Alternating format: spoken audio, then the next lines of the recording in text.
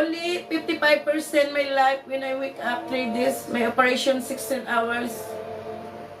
Only 55% my life. And that doctor told me every man he needs to go back to the hospital and check, you know. And then later on it's become 100%. Thank you God, Father and Jesus. Thank you all of the angel and guide to me and protect. Thank you because I'm survived. The God is listening to me. I told them I don't want to die. Thank you. So I'm just sharing here. I hope that to everyone understand what I'm saying. And we just help each other here in our world because everyone, all of us, we are here in social media.